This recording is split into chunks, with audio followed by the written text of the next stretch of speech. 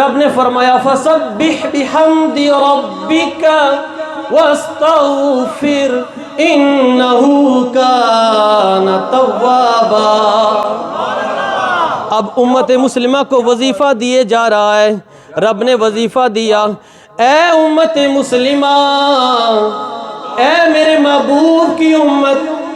حضرت اماں عائشہ صدیقہ راوی ہے، خود کہتی ہے میں نے اپنے سرتاج آقا دو عالم صلی اللہ تعالیٰ علیہ وسلم سے پوچھا، یا رسول اللہ صلی اللہ تعالیٰ علیہ وسلم، یہ آپ استغفار کیوں کرتے ہیں؟ آپ تو اللہ کے نبی ہیں، آپ تو معصوم عن الخطا ہیں۔ یہ میں آپ کو بتا دوں، حضور نے جو استغفار کیا ہے، معصوم عن الخطا، جن کے قریب کوئی گناہ نہیں گزر سکتا۔ الحمدللہ الحمدللہ رب العالمین، والصلاة والسلام على أشرف الأنبياء والمرسلين وعلى آله وأصحابه وأهل بيته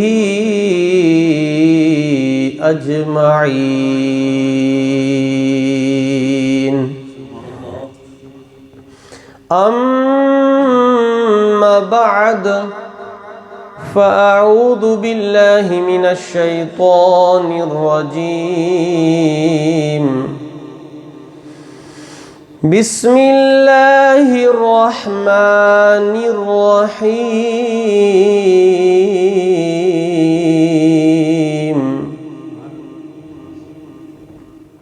فسبح بحمد ربك واستغفره إنه كان توابا۔ صدق الله مولانا العظيم وصدق رسوله النبي الكريم الأمين، إن الله وملائكته يصلون على النبي، يا أيها الذين آمنوا صلوا عليه وسلموا تسليما، اللهم صل على سيدنا ومولانا محمد وعلى آل سيدنا ومولانا محمد وبارك وسلم وصلي عليه، الصلاة والسلام عليك يا سيدي يا رسول الله، وعلى آلك وصحابك يا سيدي يا حبيب الله، الصلاة والسلام عليك يا سيدي يا شفيع المذنبين، وعلى آلك وصحابك يا سيدي يا خاتم النبيين۔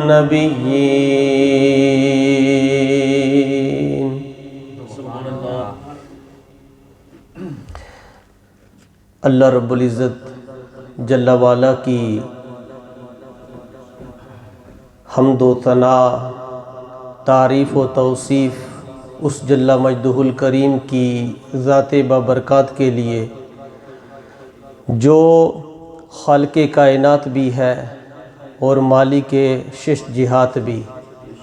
اللہ جل والا کی حمد و ثنا کے بعد رسول محتشم، نبی مکرم، اللہ کے پیارے، امت کے سہارے، رب کے محبوب، دنائے غیوب، مالک رکاب امم، فخر عرب و عجم، والی کون و مکان، سیاح لا مکان، سید انس و جاں سرور لالا رخاں نیر تاباں سر نشین مہوشاں شہنشاہ مدینہ بلکہ شہنشاہ مدینہ شہنشاہ حسینہ تتمہ دوراں سر خیل زہرہ جمالاں جلوائے صبح ازل نور ذات لم یزل باعث تکوین عالم فخر آدم و بنی آدم نیر بطحا رازدار ما اوحا صاحب علم نشرح معصوم آمنہ احمد مجتبی حضرت محمد مصطفیٰ صلی اللہ تعالیٰ علیہ وسلم کے حضور ناز میں اپنی عقیدتوں، ارادتوں اور محبتوں کا خراج پیش کرنے کے بعد عالی مرتبت عظیم البرکت اللہ رب العزت جل وعلا کا بے پناہ احسان ہے کہ جس خالق کائنات نے ہمیں جمعۃ المبارک کی سعادت نصیب فرمائی، اللہ جل وعلا اس جمعہ کے صدقہ اور وسیلہ جلیلہ سے ہم ساروں کے گناہ خطا معاف کرے، اور اس کے وسیلہ جلیلہ سے اس جمعہ کی برکت سے اللہ رب العزت ہم ساروں کی توبہ کو قبول فرمائے۔ حضرت صاحب تشریف لائے، حضرت آگے آ جائیں، آگے آ جائیں، بیٹھ جائیں۔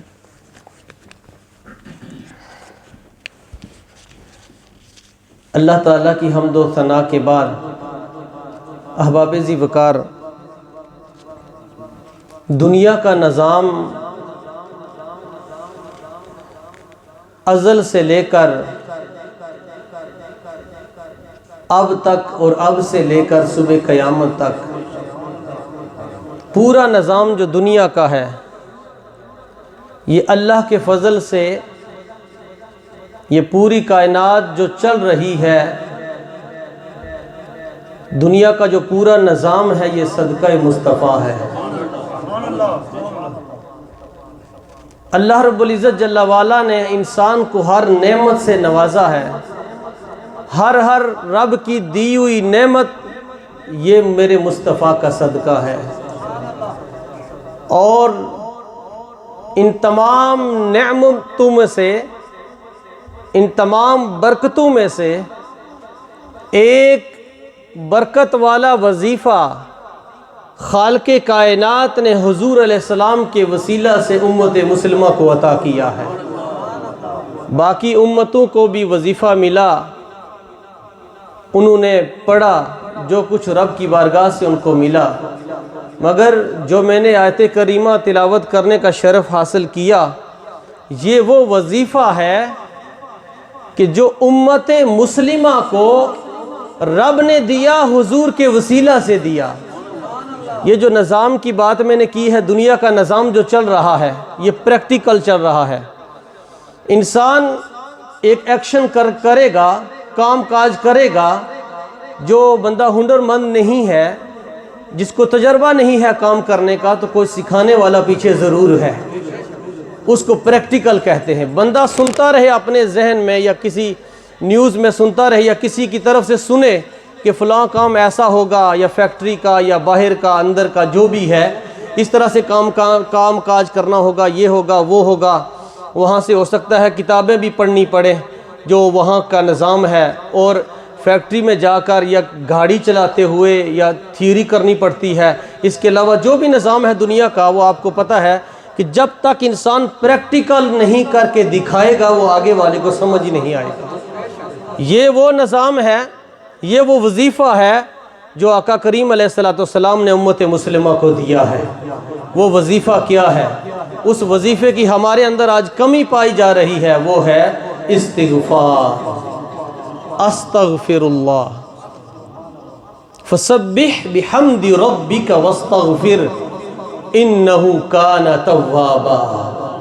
کہ جس وظیفے کی اس رسی کو ہم نے چھوڑا ہوا ہے، یہ وہ وظیفہ ہے جو ہر مشکل کا حل ہے، مستجاب الدعا ہے، جو انسان ہر لمحہ لہجہ یہ استغفار کرتا ہے، استغفر اللہ پڑھتا ہے رب کی بارگاہ میں، اپنے گناہوں کی معافی طلب کرتا ہے، تو رب کریم اس کے اوپر جو مشکلیں ہوتی ہیں ان تمام مشکلوں کو دور کر دیتا ہے۔ حضرت حسن بصری رحمۃ اللہ تعالیٰ کے پاس ایک شخص آیا، اس نے کہا حضرت چند سوالات رکھے، اس کا جواب طلب کرنے کے لیے آپ کی بارگاہ میں آیا۔ المختصر وہ شخص آیا تو اس نے کہا کہ اے اللہ کے ولی، میرے پاس اولاد نہیں ہے، تو آپ رحمت اللہ تعالی علیہ نے اس کو استغفار کا وظیفہ دیا۔ دوسرا شخص آیا، اس نے کہا بارش کی کمی، بارش نہیں ہو رہی، تو آپ نے اس کو استغفار کا وظیفہ دے دیا۔ تیسرا شخص آیا، اس نے پریشانی کا اظہار کیا، تو آپ نے اس کو بھی استغفار کا وظیفہ دے دیا۔ شاگرد موجود تھے، موردین بھی موجود تھے، انہوں نے پوچھا حضرت شخص جو آپ کی بارگاہ میں اشخاص حاضر ہوئے، کچھ احباب حاضر ہوئے، مختلف پریشانیاں لے کر آپ کے پاس آئے، تو آپ نے ان تینوں کو استغفار کا وظیفہ کیوں دیا؟ اولاد کے بارے میں، بارش کے بارے میں، پریشانی کے بارے میں، کوئی کام نہیں مل رہا، یہ گھر میں پریشانیاں ہیں، اولاد جو ہے وہ بگڑی ہوئی ہے، والدین کا کہنا نہیں مان رہی، ان ساروں کو آپ نے ایک ہی وظیفہ دے دیا۔ تو پھر آپ نے کہا کہ جب ہم رب کی بارگاہ میں استغفار کریں گے، تمام پریشانیوں کا، تمام بیماریوں کا حل استغفار کے اندر موجود ہے۔ پھر رب نے کیا کہا؟ فَسَبِّحْ بِحَمْدِ رَبِّكَ وَاسْتَغْفِرْ إِنَّهُ كَانَ تَوَّابًا۔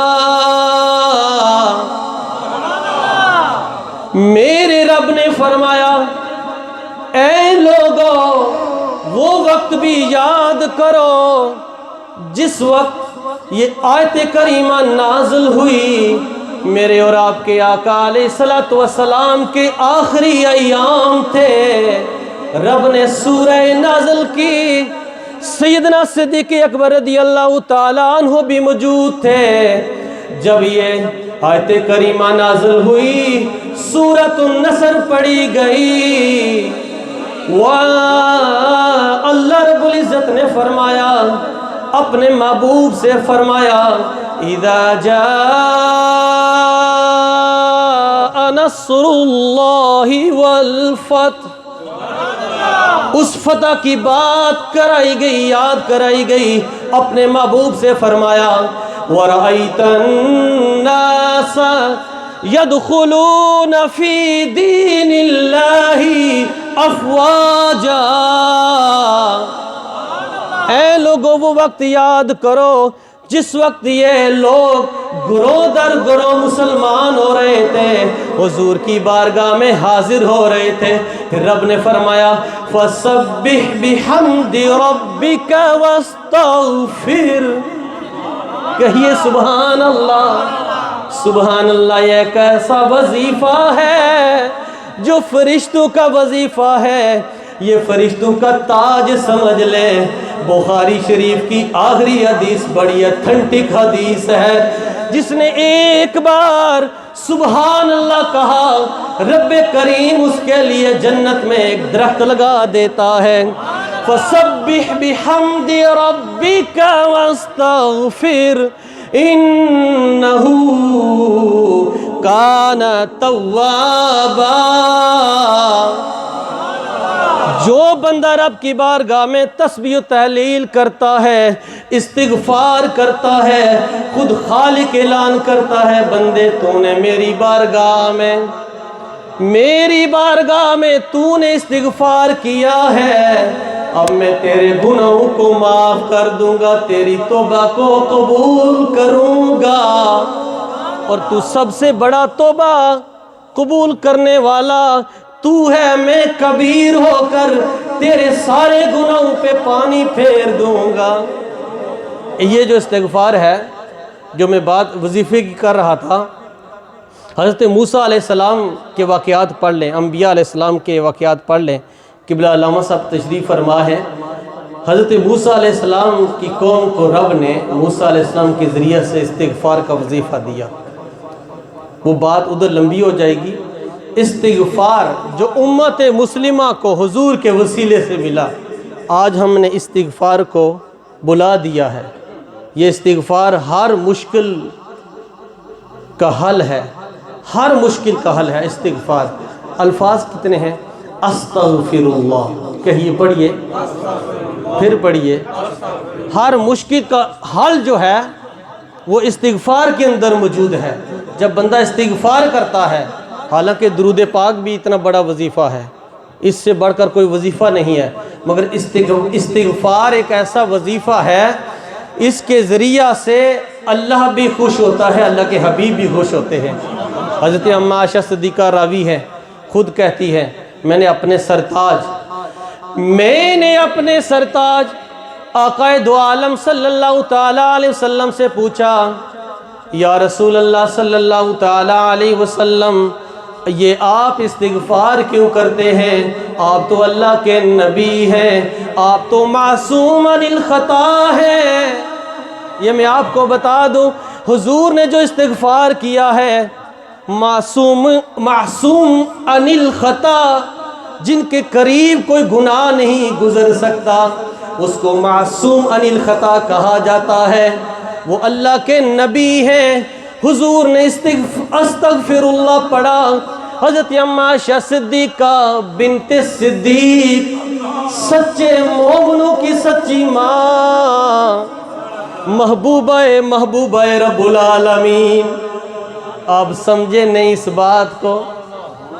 سچے مومنوں کی سچی امی اماں عائشہ صدیقہ ام المومنین فرماتی ہیں، میں نے اپنے سرتاج سے پوچھا، اے میرے آقا یا رسول اللہ صلی اللہ علیہ وسلم، یہ استغفار کیوں آپ کرتے ہیں؟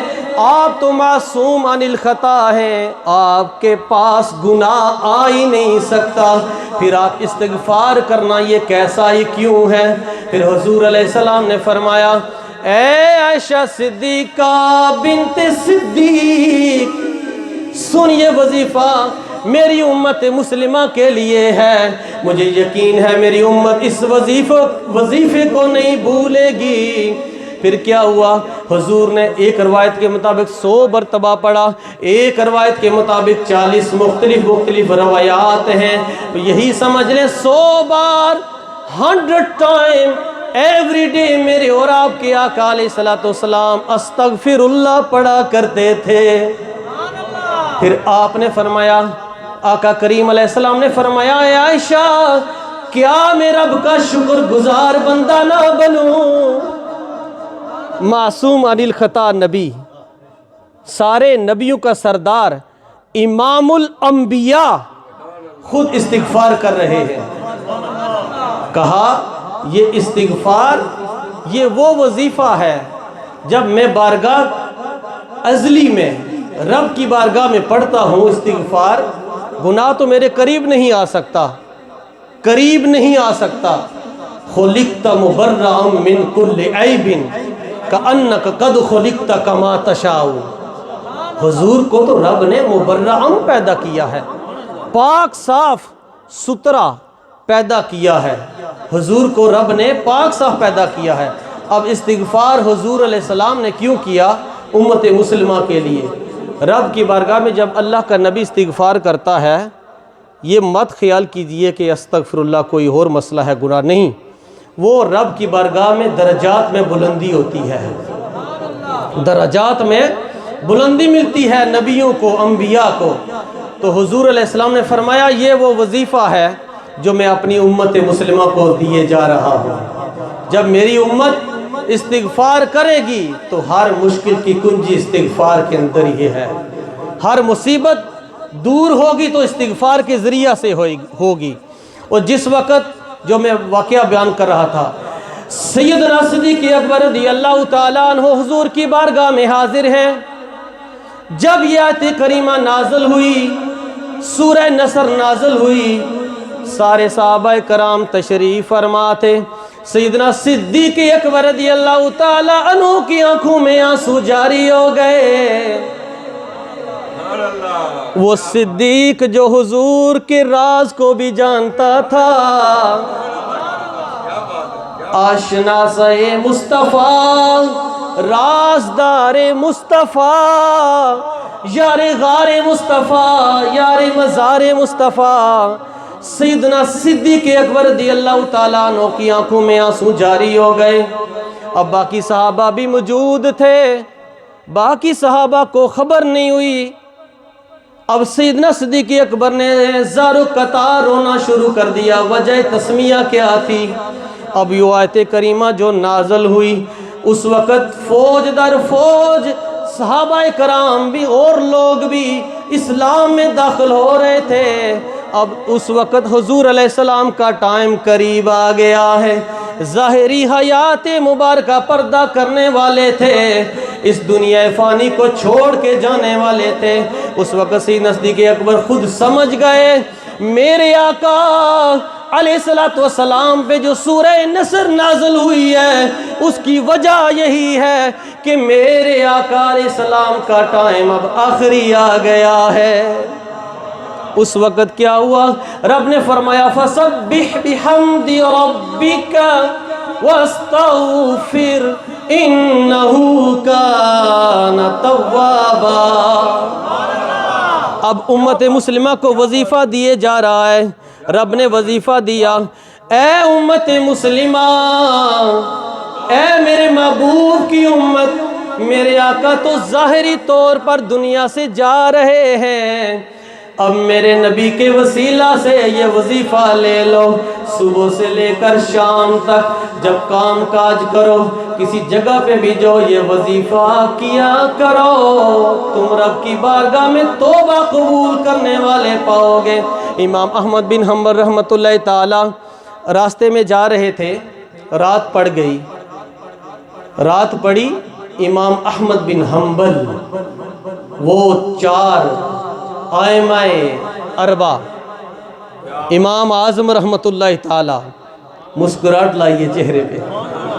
دوسرے امام شافعی دریس رحمۃ اللہ تعالی، امام مالک رحمۃ اللہ تعالی، امام احمد بن حنبل، اور ہم الحمدللہ ان چاروں اماموں کو فالو کرتے ہیں۔ ہمارا امام اعظم ہے، فالو ہم چاروں کو کرتے ہیں کیونکہ غوث اعظم کی نسبت حنبلی ہے، خود حنبل ہے، حنبلی ہے، اس لیے ہم حنبلی بھی ہیں، مگر حنفی پہلے ہے، حنفی پہلے ہے۔ سنیے، حضرت امام احمد بن حنبل رحمۃ اللہ تعالی جا رہے تھے، راستے میں رات پڑی، شام کا ٹائم تھا، مغرب کا یا عشاء کا۔ دیکھا سخت سردی تھی، سخت سردی میں دیکھا ایک مسجد ہے، نماز عشاء ادا کی یا مغرب کی ادا کی۔ ادا کرنے کے بعد کیا ہوا کہ سردی کی وجہ سے امام احمد بن حنبل رحمۃ اللہ تعالیٰ نے سوچا کہ رات قیام مسجد میں کروں گا۔ تو جب سارے نمازی نماز پڑھ چکے، امام احمد بن حنبل نے ٹھہرنے کا ارادہ کیا۔ تو انتظامیہ، کچھ جلالی بھی ہوتے ہیں انتظامیہ میں، ایسا ٹائم بھی آ جاتا ہے، مگر وہ جو کمیٹی تھی، انتظامیہ جو تھی مسجد کی، وہ سمجھ نہیں پائی امام احمد بن حنبل کو یہ شخصیت کون ہے، یہ مرد کلندر کون ہے۔ امام احمد بن حنبل رحمۃ اللہ تعالیٰ نے جب وہاں پہ ٹھہرنے کا ارادہ کیا، نماز عشاء ادا کر چکنے کے بعد ان لوگوں نے امام احمد بن حنبل کو باہر جانے کے لیے کہا، تو آپ نے کہا حضرت مجھے ایک رات ٹھہرنے دیجئے، باہر بڑی سخت سردی ہے، تو ایک رات یہاں پہ گزر کروں گا، پھر صبح چلا جاؤں گا۔ انتظامیہ والوں نے آپ کا ساز و سامان باہر پھینک دیا۔ آپ مسجد سے جب باہر نکلے تو رب کی بارگاہ میں اس طرح سے ہاتھ اٹھائے ہوئے ہیں، الحمدللہ پڑھے ہیں رب کی بارگاہ میں، پھر بھی اللہ کا شکر ادا کر رہے ہیں۔ تھوڑے سے گزر کے آگے گئے تو دیکھا کہ ایک نان، روٹیاں لگانے والا، تندور پہ روٹیاں لگا رہا ہے، نان لگا رہا ہے۔ نظر اس پہ پڑی، دیکھا کہ وہاں پہ آگ جل رہی ہے، اس کے قریب بیٹھوں گا سردی دور ہو جائے گی، گرمائش ملے گی۔ اب اس کے پاس جا کر بیٹھے تو دیکھا اس پہ ٹکٹکی باندھ کر اس کے ماتھے کو دیکھ رہے ہیں، کبھی لہو کو دیکھ رہے ہیں۔ وہ ایک پیڑا بناتا ہے روٹی کا، ایک روٹی جب لگاتا ہے، پیڑا بناتا ہے، روٹی تندور کے ساتھ لگاتا ہے، کہتا ہے استغفر اللہ، یہ پڑھ لے ادا ہو سکتا ہے پسند آ جائے. کیا کہہ رہا تھا؟ استغفر اللہ کہہ رہا تھا. وہ شخص نان بھائی وہ استغفر اللہ کہہ رہا تھا. جب پیڑا بناتا ہے روٹی لگاتا ہے استغفر اللہ کہتا ہے. آپ اس کو دیکھتے رہے کافی لمحات گزرے تو اس سے پوچھا آپ نے یہ وجہ تسمیہ کیا ہے، آپ استغفر اللہ کیوں کرتے جا رہے ہیں؟ پیڑا بناتے ہیں روٹی لگاتے ہیں استغفر اللہ. تو وہ شخص جو تھا نان بھائی وہ مستجاب الدعا تھا. وہ اس سے جب پوچھا گیا تو نان بھائی نے کہا کہ حضرت میں تو آپ کو نہیں جانتا، اس استغفر اللہ کے ذریعہ سے مجھے بڑا مقام ملا ہے. مجھے رب نے سب کچھ عطا کیا ہے، دنیا کی ہر نعمت دی ہے، مگر یہ استغفر اللہ اب اس وجہ سے کر رہا ہوں، زندگی میں ایک حسرت ہے مجھے امام احمد بن حنبل سے ملاقات ہو جائے. آئے دل والوں سنو، کہیے سبحان اللہ. اس نے کہا میں اس لیے استغفر اللہ کہہ رہا ہوں، ساری رب کائنات نے مجھے نعمتوں سے نوازا ہے، ہر چیز ملی ہے استغفار سے. اب ایک چیز رہتی ہے، ایک ہستی کامل سے ملاقات باقی ہے، اس لیے استغفر اللہ کہہ رہا ہوں. امام احمد بن حنبل نے کہا کھڑے ہو جا، اب میں احمد بن حنبل تیری برگاہ میں چل کر آ گیا ہوں، خود رب کریم نے مجھے بھیج دیا ہے.